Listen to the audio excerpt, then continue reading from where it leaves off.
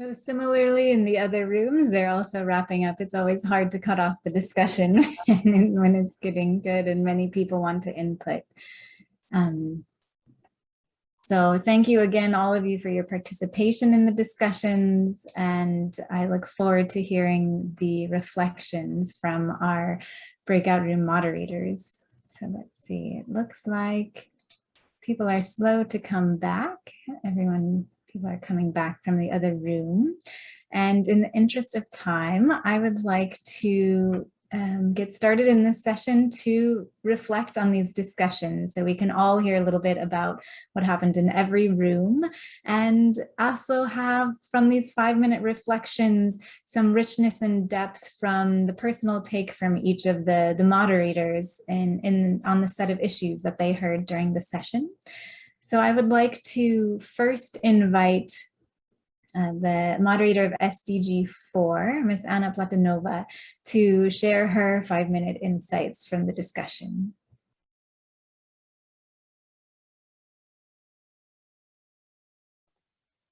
The floor is yours. Thank you, Juliet. Hello, colleagues. To those who were not in our breakout session, my name is Anna, and I'm the RCO team leader in Georgia. And we've had a good discussion on various aspects of the impact of the pandemic on progress towards quality in the education under SDG 4.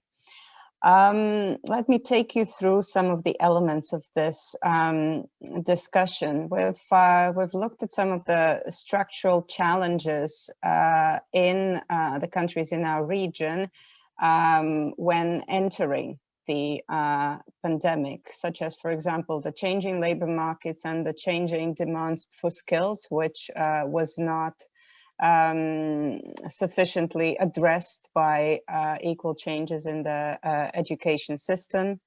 Various inequalities in access to and quality of education, and that is not only about the digital divide, but of course all aspects of inequalities, including impact, spatial, gender, disability, and so on. So these persistent structural challenges also exacerbated the negative impact of the pandemic, including under SDG 4. And so many of the broader recommendations, national level, regional recommendations, they're not in fact new. They are the same recommendations as before, and it's a call to include the implementation of these various strategic measures into the recovery package, and to make sure that even in the conditions of fiscal tight fiscal space, that governments still proceed with the necessary structural reforms. So we looked at the broadly negative impact of the pandemic, despite the various measures that the governments took to mitigate that impact. 71% of participants in our poll said that their government took at least some measures in this regard. So the quality of education received by learners in this period worries many. And in particular, we looked at the negative impact of digital divide on hard to reach low-tech or non-tech populations. So poor learners from poor families, those in the informal sector, persons with disabilities, and so various intersectional aspects that contribute to being left behind in the field of education. So with that, of course, many of the new insights and new experiences gained through the pandemic offer ideas for better education systems in the future.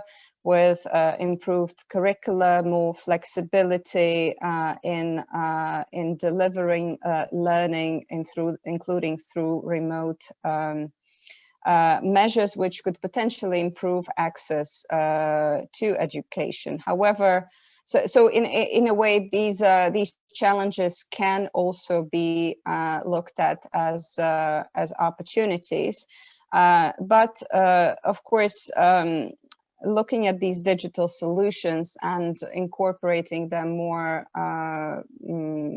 broadly and more thoughtfully into the education system is, of course, not a silver bullet unless these various structural inequalities are addressed.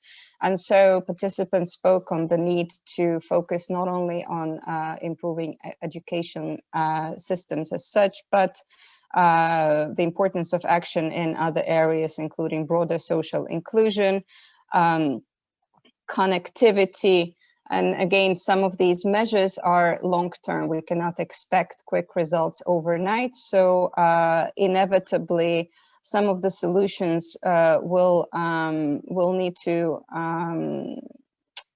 look in a very targeted way as to how the existing education gap would not be exacerbated further in the recovery process. We looked in particular at how remote learning doesn't account in an appropriate way for socialization needs of learners.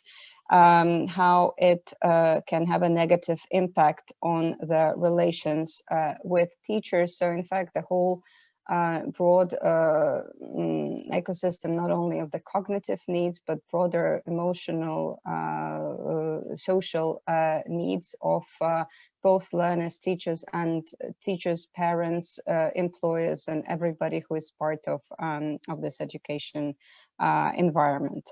So I will close here. Thank you all for your contributions, and many thanks to Frank, to Natalia, to Valentin, and also to many other ESCAP colleagues and interpreters for making this breakout session and the summary possible. Thank you.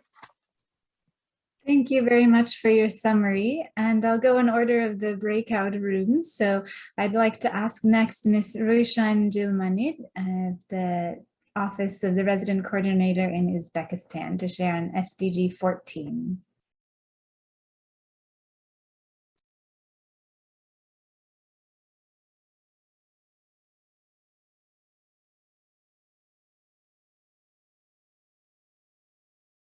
Sorry, there's some technical issues. Anyways, good afternoon, everyone. And thank you once again to ESCAP and its co-organizers for organizing the sub-regional forum.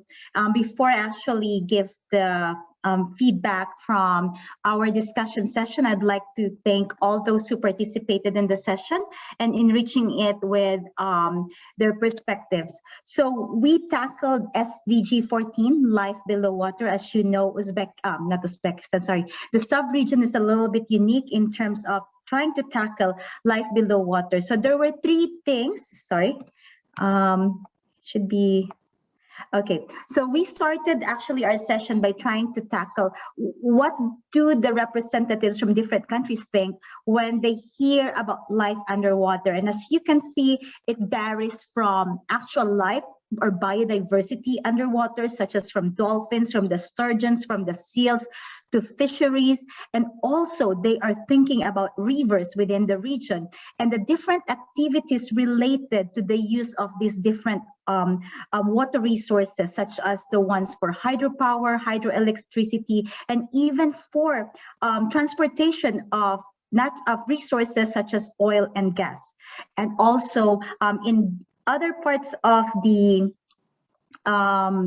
sub-region, there is a good sort of coastal tourism. And I'm sorry, not all of the flags were shown right here, but I tried to put it earlier. But yes, these are the feedback we received from Georgia, Kazakhstan, Kyrgyzstan, and Turkmenistan earlier. Sorry, it's just moving like that. So let me just put it all right there. Okay, so from that perspective of how they understand life below water, the group tackled, so what do they think, or how has COVID actually affected this life underwater, and also the different activities that they have identified around the water areas within the subregion. And it actually, from two sides of the spectrum, some are some benefited from COVID-19. The others are, they observe some negative impacts, for example, due to closure restrictions. However, it was reported to us from Turkmenistan side that although there were, due to closure, international tourism declined. However, it boosted local tourism in the coastal areas, primarily in the Caspian Sea area. There was also a discussion in terms of what do we know now in terms of biodiversity underwater. Do we know now the situation in terms of the population? Has it increased or decreased compared to pre-COVID situation? That at the moment is something that's unknown, possibly because of the closures and restrictions, the inability of the different organizations to actually conduct such assessment. Also, one of the things that's very, that came out from the discussion is that other than the impacts on social and livelihood, socioeconomic impacts, the other things that the members of the group talked about are the interlinkages of SDG 14 to other SDGs as well, because there was a mention of like the impact of drought and how it can affect life underwater. And there was also reports on the increased demand for clean water in some parts of the sub-region. However, although there's a demand, the access is very difficult, and it's all linked as well to how it will later on impact life underwater. So basically, these are the different ways that COVID-19 has affected or impacted the life underwater, or we call SDG 14 within Central Asia. So based on these impacts, the group actually tried to assess. The first question to the group was, what do you think are the actions or measures that have been taken? And we rephrased this to the question of, what actions or measures do you think should be taken to address the COVID-19 impacts earlier on identified on life underwater or below water, and the activities within these different water resources? And some of the few things recommended is to conduct stock taking exercise, possibly more research on biodiversity below water within the subregion. It is because not much is known, and there's already very limited resources in terms of life underwater within the subregion. So there's a need for more stock taking and research. The other concern is that there should be the response in terms of providing social protection and support for economic consumption should continue, because if this stops, this might have ramifications on the way people actually do their activities within the water area, which in turn could affect the limited resources available in terms of life below water. There was also a discussion on possible reassessment of SDG achievement within the subregion. Right now, there is this view that most of the SDGs within the different countries are focused on trying to assess the needs of the people. Although the needs of natural resources, for example, such as SDG 14 might not be given such focus and attention. So there's a need for such assessment. That's been a recommendation. And also exploring financing options to help attain the different SDGs, particularly SDG 14. We have what we call in the UN leaving no one behind. So hopefully, by exploring financing options, we will not be leaving any of the SDGs behind and just focus on a few. So I'll stop right there, but I'll give a few of my reflections based on our discussions.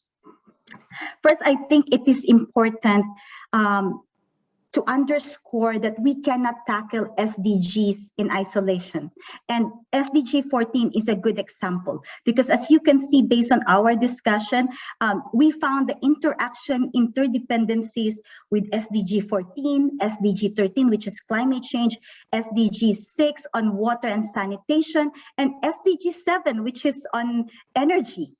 So I think that's one good reflection from my side, and that it is also important to manage the interface between life on land and life on water. As you would note based on the discussion of the group, it's hard to actually separate them based on their reflection on when they think of impacts of life below water. It's hard to separate it from what's happening above it. So I think those are some of my reflections in terms of our discussion. And once again, I thank all the participants in our group. And thank you again to ESCAP and to all the co-organizers for this forum and for the opportunity to be part of it. Thank you. Thank you again for the summary and reflections. Now I would like to ask Ms. Aina Saitleva of UNFPA Turkmenistan to give a brief her reflections on SDG 5. Thank you. Thank you, Juliet. It's my pleasure to report back on the key highlights discussed at the breakout group on SDG 5, which is on gender equality. Country representatives from different organizations responded to a challenging question, and one of them was whether the pandemic derails the progress on gender equality in the North and Central Asian sub-region, by acknowledging that full implementation of 2030 development agenda is not possible without accelerating progress toward SDG Goal 5. As such, country representatives highlighted the importance of a whole of society approach by applying gender responsive lenses to move out of the crisis and achieve sustainable development. We agreed that COVID-19 pandemic is not just a health issue, and it is a profound shock to all our societies and economies, which continues to exacerbate existing inequalities for women and girls across all spheres, from health to the economy and security, social protection, and as was mentioned by previous speaker, very much interrelates with all other SDGs. The response to the pandemic must include support for vulnerable groups, including for women and girls who were already at risk due to pre-existing inequalities, and that was one of the points of the discussion. And this group who already had these pre-existing inequalities, they're disproportionately affected as the pandemic further hits from the gender and other forms of inequality in the society. So this SDG framework offers the governments of the North and Central Asia sub-region holistic framework to turn commitments into concrete actions and track social norms change when it comes to gender equality, and all 9 targets on the SDG 5 and other respective SDGs discussed today address many of the sub-region's challenges brought by the global pandemic.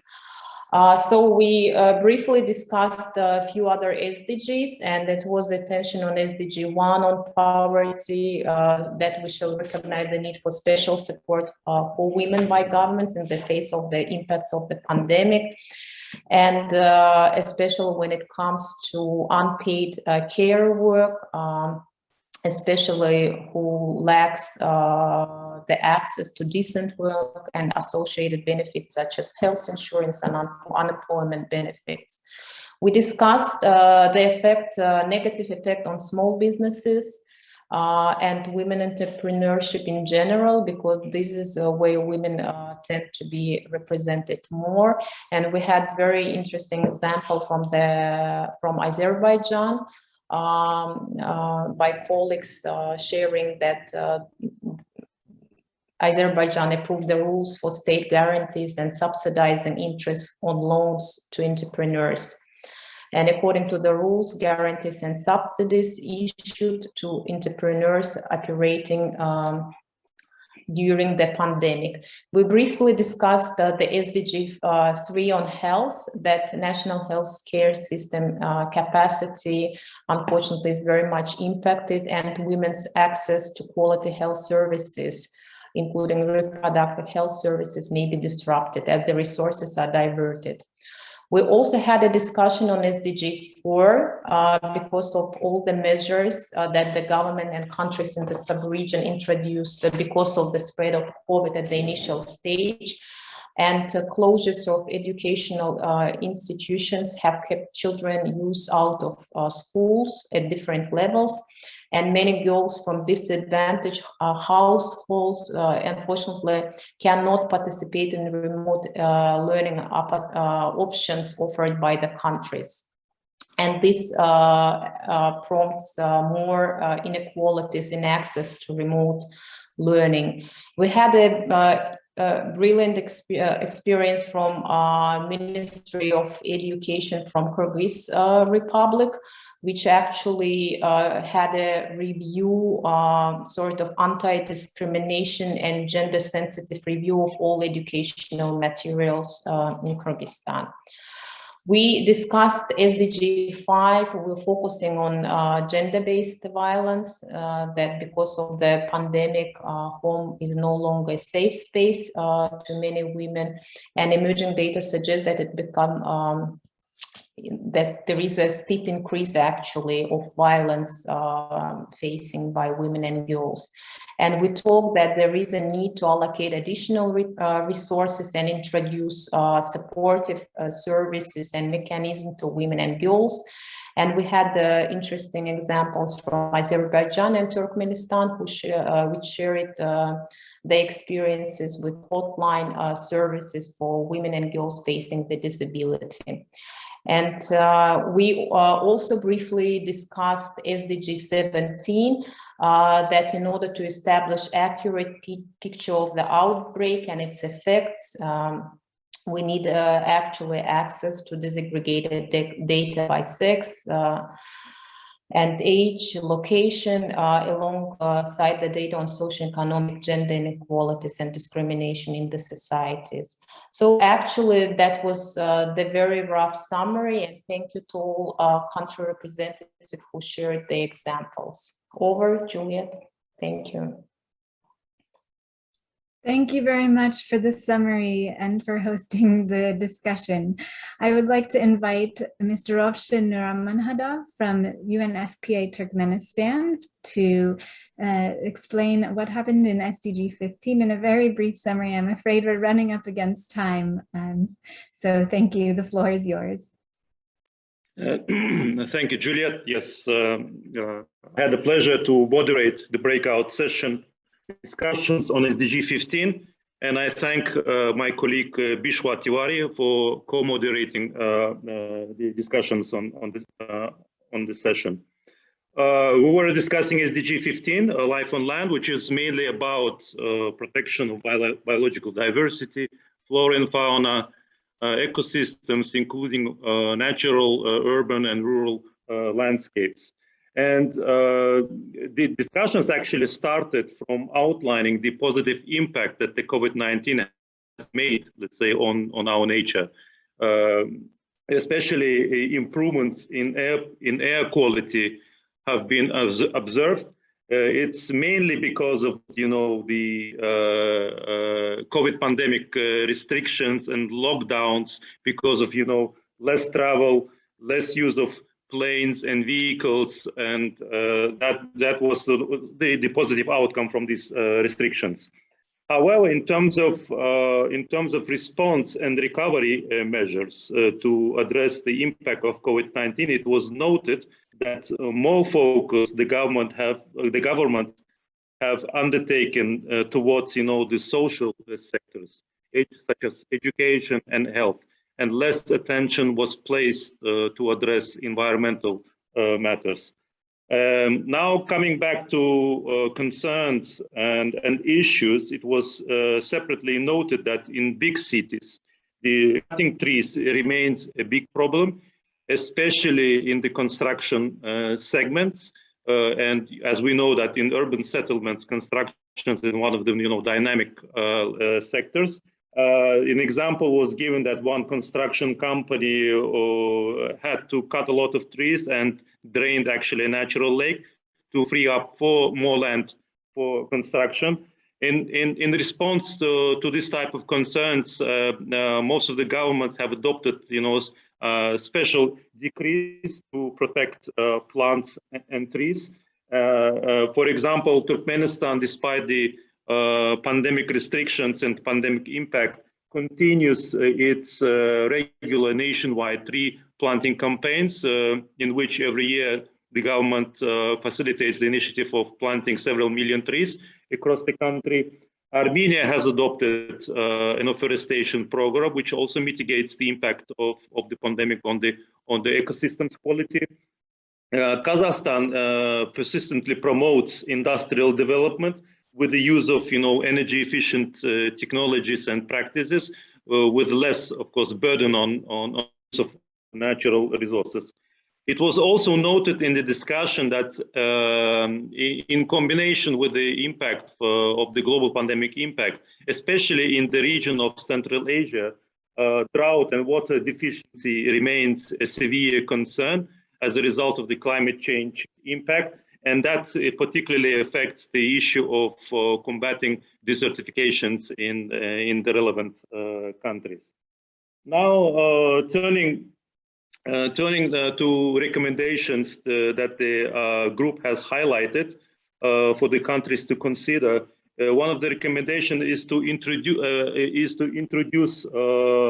qualitative parameters into the assessment of the work of, let's say, urban or regional governance, because now their work is mainly assessed against quantitative parameters in terms of the sizes and production volumes and things like that. So it was suggested that SDGs parameters should be integrated into assessing or into reinforcing the quality assurance against the work of the relevant senior officials. It was also noted that the governments should be paying more attention to strengthening the work of the protected area systems. And to that extent, a good example was given from Kazakhstan, where the country has successfully implemented a project on protecting saiga, which is a fauna species, through banning the hunting in the springtime. And likewise, it is highly recommended that the country integrates specific, COVID pandemic mitigation measures into the work of affected protected areas, systems, and networks. It was also recommended that more attention should be given to encouraging investment applications or investments to promote more effective, green electric transport and the use of other practices, green technologies that, of course, will have minimum impact on the quality on life on land and ecosystems and biological diversity. So I think with this, I have covered the main findings of our discussions. I would like to ask my colleagues from the group if they want to add anything if I missed, but I hope I did not. So many thanks for your attention. Thank you very much for the summary. And as you can see, thank you again to all the moderators and the hosts, and especially those who enlivened the discussion with your examples and insights. We also posted a link in the chat for the evaluation. So we really would like to hear from you about the session and use your feedback to improve future sessions. So please do take some time. It will only take a few minutes of your time to evaluate this session. And in the nature of time, I would like to thank everyone very much for your participation. We've seen these expert insights, discussions, and examples from countries in the subregion to highlight that there's a need for ecosystem conservation and rebuilding our relationships with nature for the recovery, and an importance for building human capabilities for the recovery in education and gender equality. And that all of these SDGs are interconnected. And this pandemic provides an opportunity to improve systems and an opportunity for transformation. Now that everything is disrupted, we can rebuild and reimagine and innovate together. So thank you all very much for your participation. And I hope you can join the following sessions. I'll hand over to my colleague Natalia to tell you more about them. Thank you so much, Juliet. So participants, please, you see the link for the evaluations is in the chat.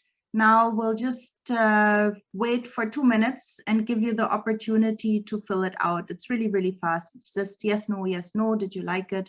And then we will have a few minutes break before we move into session 3. So we'll just be quiet for 2 minutes and then we'll say more. Thank you. Please fill out the evaluation. The links are in the chat.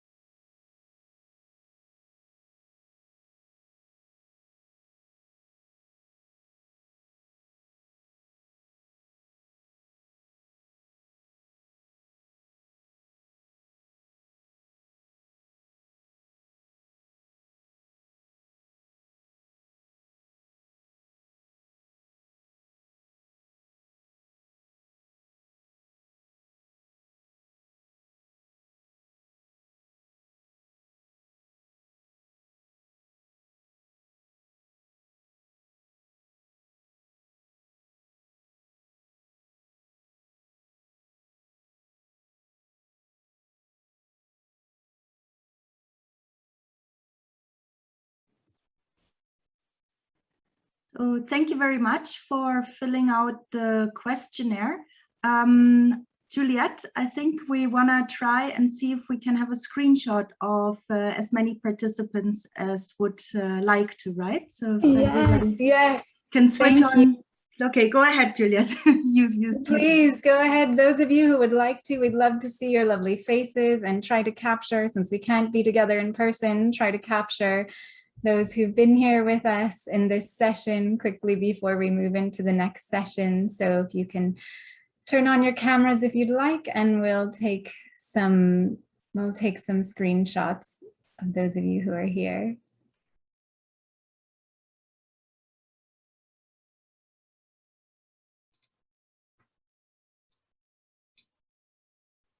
All right, keep smiling. Our colleagues taking them page by page.